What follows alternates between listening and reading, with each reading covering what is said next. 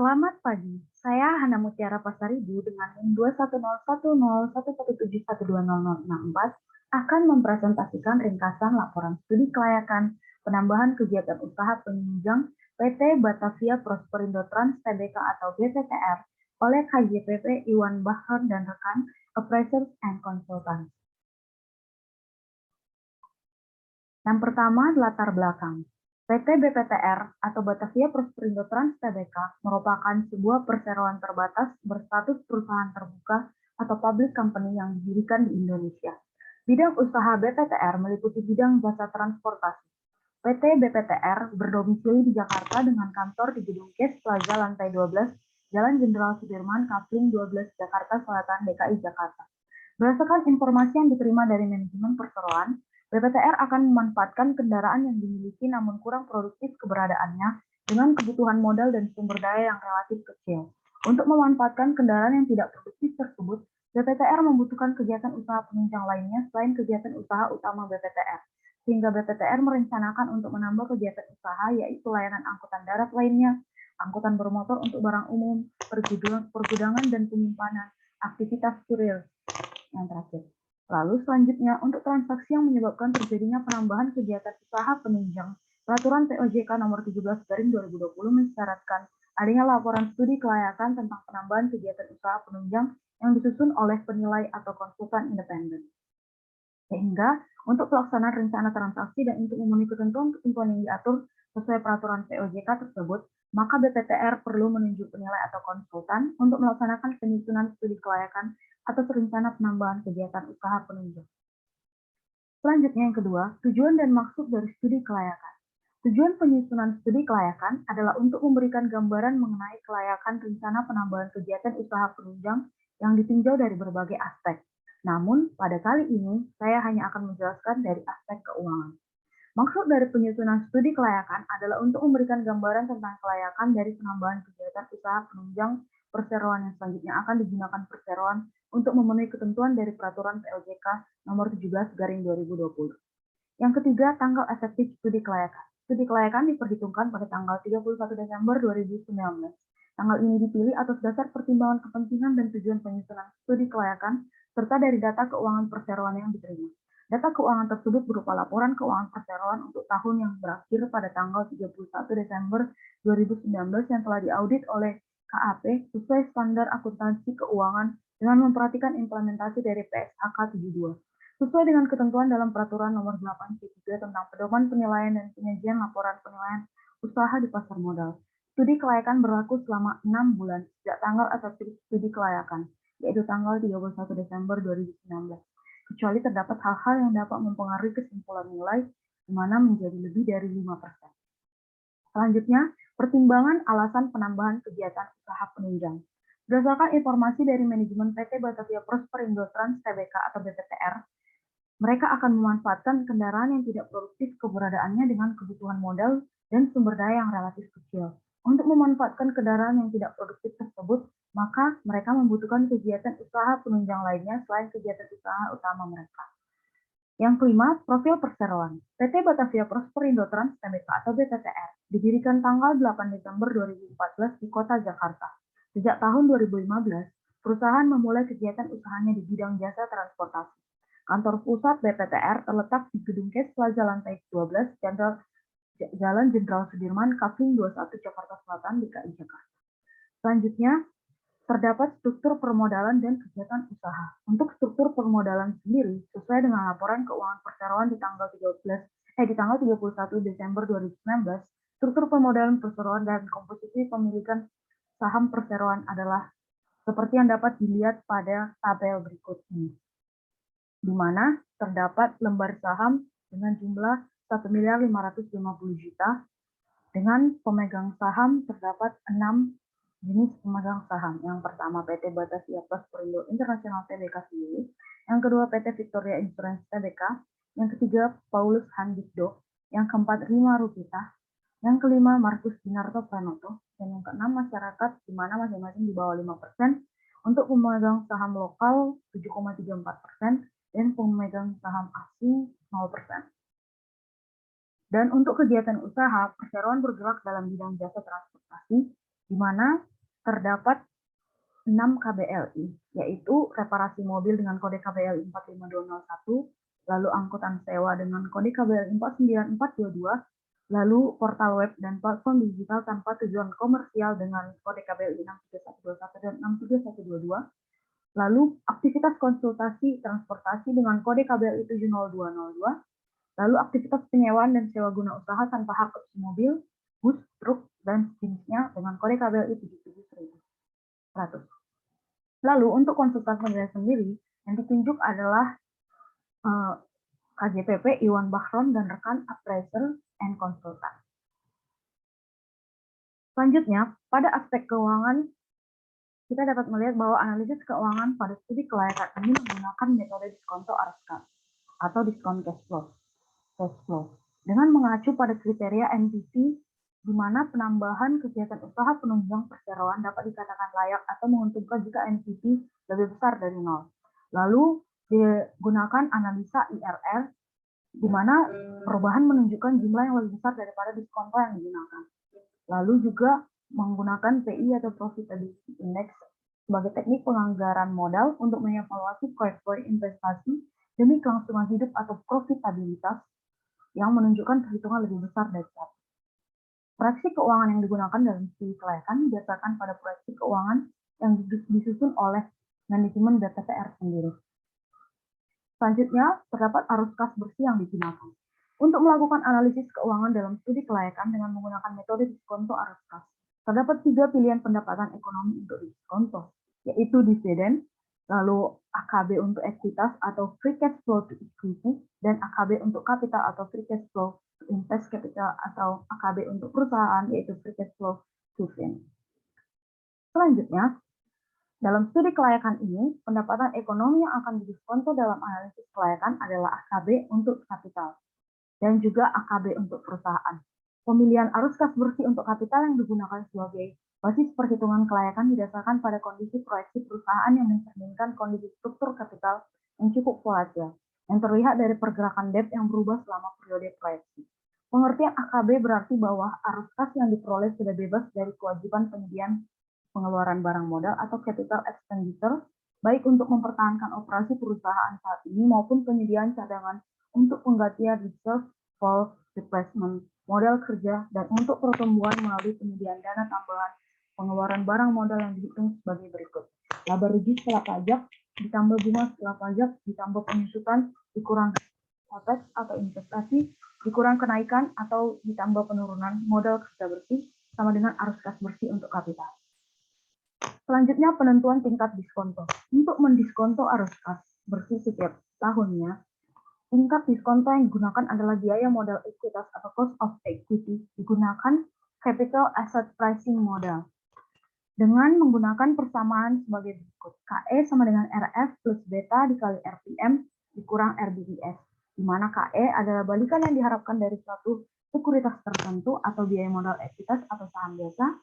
RF adalah tingkat balikan yang tersedia untuk suatu sekuritas bebas risiko atau risk free rate. Lalu B adalah beta. RPM adalah premi risiko ekuitas untuk pasar secara keseluruhan atau equity risk premium. Lalu RBDS adalah rating based default spread. Selanjutnya, untuk penjelasan lebih lanjut dapat dilihat pada halaman berikut ini, di mana RF adalah tingkat suku bunga untuk instrumen yang dianggap tidak memiliki kemungkinan gagal bayar. Indonesia sendiri, pemerintah dalam mata uang rupiah dengan tenor 30 tahun menggunakan yield sebesar 7,82%. Dan itu digunakan sebagai tingkat balikan bebas risiko. Lalu untuk RPM sendiri, terdapat selisih antara tingkat bunga investasi bebas risiko dengan tingkat balikan investasi dalam bentuk penyertaan, di mana biasanya sebesar 9,49%. Lalu untuk beta sebagai faktor untuk meliput risiko sistematis dari suatu ekuitas. Betanya tersebut akan dikalikan dengan market risk premium untuk mendapatkan equity risk premium. Lalu selanjutnya dapat kita lihat pada perhitungan digunakan beta dari perusahaan tersebut sebagai beta untuk menghitung cost of equity BPTR, di mana beta tersebut dihitung dari data-data unlevered beta. Cara ini dilakukan untuk menetralisir pengaruh leverage yang ada di masing-masing perusahaan terhadap beta. Perusahaan yang sama dengan leverage yang berbeda akan memiliki cost of equity yang berbeda pula. Oleh karena itu, pengaruh leverage ada di tiap perusahaan perlu dinetralisir dengan cara menghitung unlevered beta. Selanjutnya, kita dapat melihat bahwa unlevered beta rata-rata perusahaan pembanding yang diperoleh dari perhitungan ini di-relieve dengan tingkat leverage pasar pada industri sejenis untuk memperoleh beta yang sesuai untuk diskonto BPTR tersebut dengan formula sebagai berikut. Beta L sama dengan beta U dikali 1 ditambah 1 dikurang T dikali DCL, di mana T adalah tingkat pajak, DIR adalah debt equity ratio, beta adalah beta levered, beta U adalah beta unlevered. Lalu selanjutnya data unlevered beta, data DER juga diperoleh dari data perusahaan pembanding, di mana dari data tersebut nilai DER sebesar 55%. Lalu dengan memasukkan persamaan tersebut, diperolehlah nilai beta L sebesar 1,21. Dalam penilaian ini juga digunakan RPS untuk melakukan penyesuaian terhadap biaya modal ekuitas. Mengingat dalam perhitungan biaya modal ekuitas digunakan RPM berasal dari hasil riset Ashworth dan Modran, di mana RBDS sebesar 1,59%, sehingga untuk mengurangi biaya modal ekuitas berdasarkan nilai beta dapat dilihat hasil sebagai berikut pada tabel. Tingkat bunga bebas risiko sebesar 7,82%, premi risiko market sebesar 9,49%, nilai beta 1,12, RBDS adalah 1,59, sehingga biaya modal untuk ekuitas adalah 17,89%. Selanjutnya, terdapat biaya modal tertimbang. Untuk menghitung analisa studi kelayakan BPTR dilakukan dengan mendiskonto tingkat kembalian terhadap keseluruhan modal, maka tingkat diskonto yang digunakan adalah tingkat diskonto yang merupakan rata-rata tertimbang biaya modal, baik yang berasal dari pinjaman jangka panjang maupun yang berasal dari penyertaan. Nah, berdasarkan biaya bunga tersebut, maka diperoleh biaya modal pada Desember 2019 sampai akhir sebesar KD sama dengan I dikali 1 ditambah T, di mana I sama dengan 9,75%, dikalikan dengan 1 dikurang 1,25%, sehingga KD sebesar 7,31%. Dan dapat dilihat bahwa dengan mempertimbangkan berbagai faktor untuk kepentingan analisa studi kelayakan, terdapat komposisi hutang sebesar 35,48% dengan biaya modal 7,31% dan rata-rata tertimbang sebesar 2,59%, dan untuk komposisi ekuitas sendiri terdapat 64,52% dengan biaya modal tertimbang 17,89% dan rata-rata tertimbang adalah 11,54%. Sehingga WACC-nya adalah 14,13%. Lalu selanjutnya terdapat proyeksi keuangan. Untuk perhitungan analisis keuangan dalam studi kelayakan dilakukan dengan metode diskonto Arkas yang didasarkan pada proyeksi keuangan yang disusun oleh manajemen BPTR sendiri. Secara garis besar, tidak ada penyesuaian yang signifikan yang dilakukan terhadap target kinerja perseroan. Mengingat bahwa terdapat dua skenario proyeksi keuangan, yaitu proyeksi keuangan tanpa rencana penambahan kegiatan usaha penunjang dan proyeksi keuangan dengan rencana penambahan kegiatan usaha penunjang. Maka analisis kelayakan atas rencana penambahan kegiatan usaha penunjang harus didasarkan pada analisis inkremental dari dua skenario proyeksi keuangan tersebut. Untuk menentukan kelayakannya digunakan analisis NPV, IRR, dan TI inkremental yang dihitung dengan mengurangkan NPV dari AKB untuk ekuitas tanpa rencana penambahan kegiatan usaha penunjang terhadap NPV dari AKB untuk ekuitas dengan rencana penambahan kegiatan usaha penunjang. Nah, berikut penjelasannya. Yang pertama, proyeksi keuangan dengan penambahan kegiatan usaha penunjang. Terdapat proyeksi pendapatan dan beban pokok pendapatan, di mana untuk beban pokok pendapatan tersebut dapat kita lihat pada tabel berikut ini. Lalu, gambar berikut menunjukkan proyeksi pendapatan dan beban pokok pendapatan perseroan dengan penambahan kegiatan usaha penunjang. Ada 4 tambahannya, yaitu angkutan darat lainnya, angkutan bermotor untuk barang umum, pergudangan dan penyimpanan, dan aktivitas kurir. Selanjutnya, kita dapat melihat jika ditampilkan dengan angka persentase dari tahun 2022 hingga 2023, dapat dilihat pada tabel berikut ini. Selanjutnya, untuk proyeksi beban usaha dapat kita lihat pada grafik berikut ini. Ini merupakan proyeksi beban usaha mulai tahun 2020 hingga tahun 2024. Lalu untuk proyeksi laba sebelum pajak dan laba bersih dapat dilihat pada grafik berikut ini dari tahun 2020 hingga 2024 juga. Lalu untuk biaya pendirian dan sumber pembiayaan Dalam merealisasikan rencana penambahan kegiatan usaha penunjang, BPTR tidak melakukan pengadaan unit mobil baru, karena rencana penambahan kegiatan usaha penunjang akan dijalankan dengan memanfaatkan aset milik BPTR yang belum tersewa dan telah dimiliki sebelumnya oleh BPTR sendiri dan saat ini berada di garasi milik BPTR sekitar kurang lebih 10% dari jumlah unit mobil keseluruhan. Dengan demikian, rencana penambahan kegiatan usaha penunjang tidak memerlukan sumber pembiayaan dari pihak bank atau dari pemegang saham perseroan. Untuk modal kerja sendiri, dalam kegiatan usaha layanan angkutan darat lainnya, dan angkutan bermotor untuk barang umum, pergudangan dan penyimpanan, aktivitas kurir yang akan dilakukan oleh BPTR tidak diperlukan modal kerja tambahan, karena pendapatan sewa diterima dengan sistem cash basis dan beban usaha terkait juga dibayarkan dengan sistem cash basis. Selanjutnya, untuk biaya operasional, kita dapat melihat pada tabel berikut ini, di mana kita bisa melihat berdasarkan proyeksi dari manajemen, besaran biaya operasional diperkirakan mengalami kenaikan yang tidak signifikan dibandingkan dengan kondisi tanpa melakukan penambahan usaha.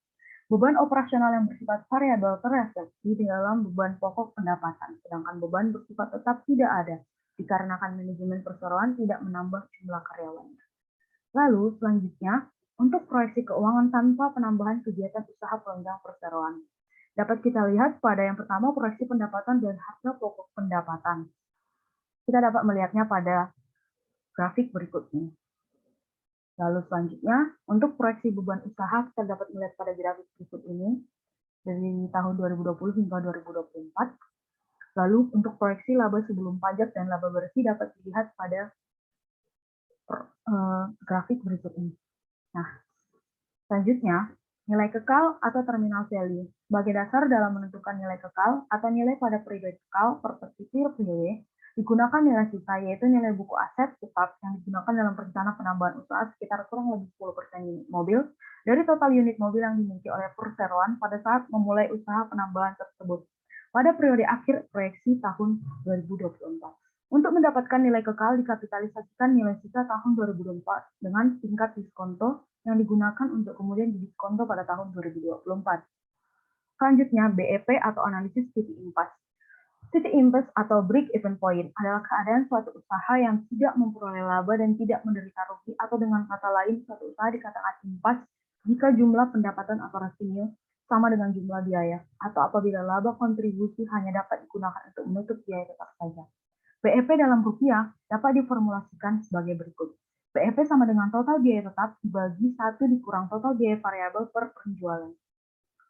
Lalu, berdasarkan persamaan BEP dalam rupiah, diperoleh BEP dalam rupiah untuk masing-masing periode selama masa proyeksi.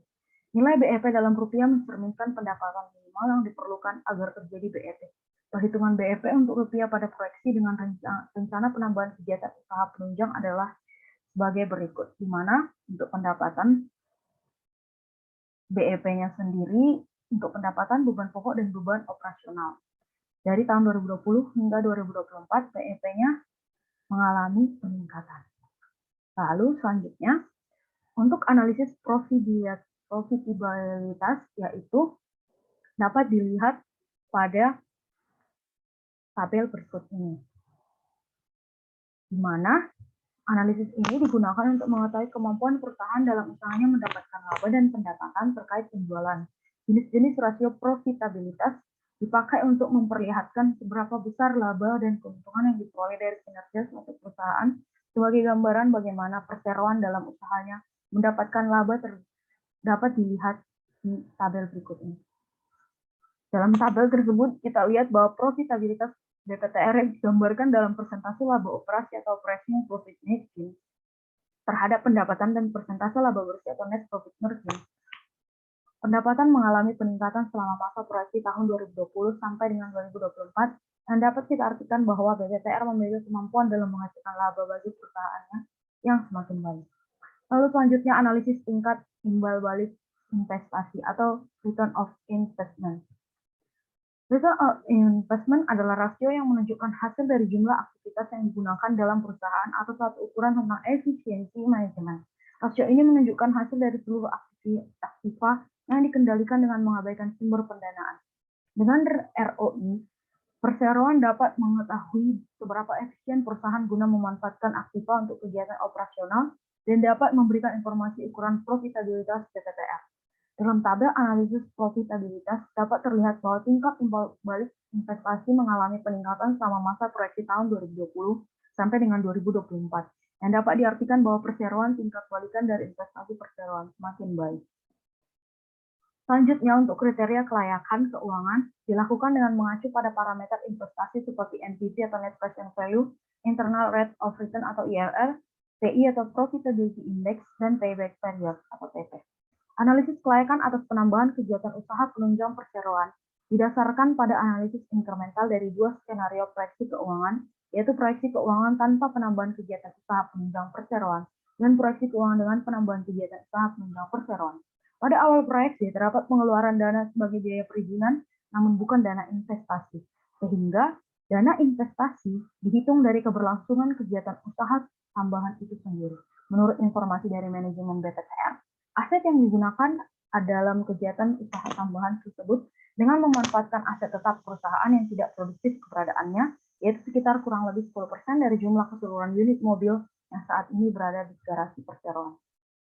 Selanjutnya, penyusunan asumsi sampai tahun 2024 atas pertimbangan bahwa kegiatan penambahan usaha ini tidak memerlukan biaya investasi yang tinggi, dan usaha utama BPTR mempunyai kesamaan dengan kegiatan penambahan usaha penunjang, yaitu persewaan mobil, sehingga market untuk kegiatan penambahan usaha penunjang tidak sulit untuk mendapatkannya. Untuk mendapatkan nilai kekal dikapitalisasikan nilai sisa tahun 2024 dengan tingkat diskonto yang digunakan untuk kemudian didiskonto pada tahun 2024. Nah, untuk perhitungan terminal value sendiri dalam laporan studi kelayakan ini adalah menggunakan basis nilai sisa di akhir periode proyeksi.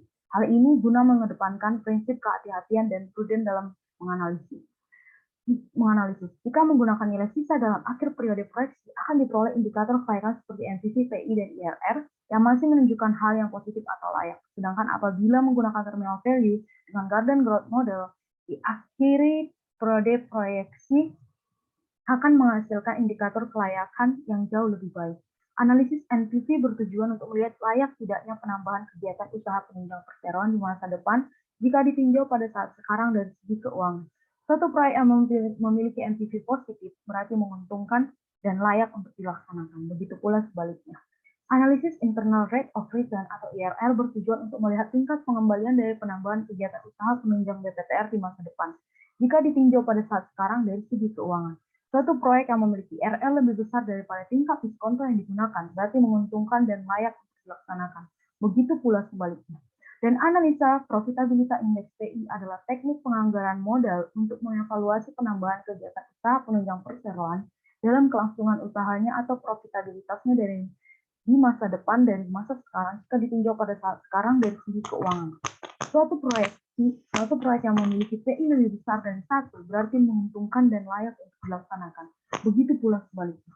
Untuk menentukan kelayakan digunakan analisis NPV, IRN, dan PI inkremental atau perubahan yang dihitung dari hasil selisih AKB untuk kapital tanpa penambahan kegiatan usaha penunjang perseroan dengan AKB untuk kapital dengan penambahan kegiatan usaha penunjang BPTR. Dari hasil perhitungan diperoleh hasil AKB untuk kapital inkremental atau perubahan adalah sebesar Rp48.260.873. Kemudian analisis perhitungan NPV, IRN, dan PI inkremental atau perubahan dengan diskonto 14,13% diperoleh sebesar NPV sebesar Rp7.385.964, terus IRR sebesar 18,72%, dan PI inkremental atau perubahan sebesar 1,15.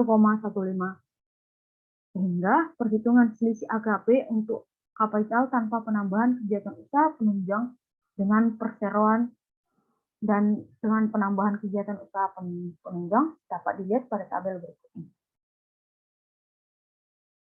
Nah, kesimpulan hasil analisis dapat dilihat pada tabel berikut ini, di mana berdasarkan hasil analisis atas seluruh data dan informasi yang telah diterima, dan dengan mempertimbangkan semua faktor yang mempengaruhi dalam analisis kelayakan, maka ditemukan bahwa penambahan kegiatan usaha penunjang sangat layak secara finansial. Dengan demikian, dapat disimpulkan bahwa penambahan kegiatan usaha penunjang tersebut layak untuk dilaksanakan. Sekian yang dapat saya sampaikan, kurang lebihnya mohon maaf. Terima kasih.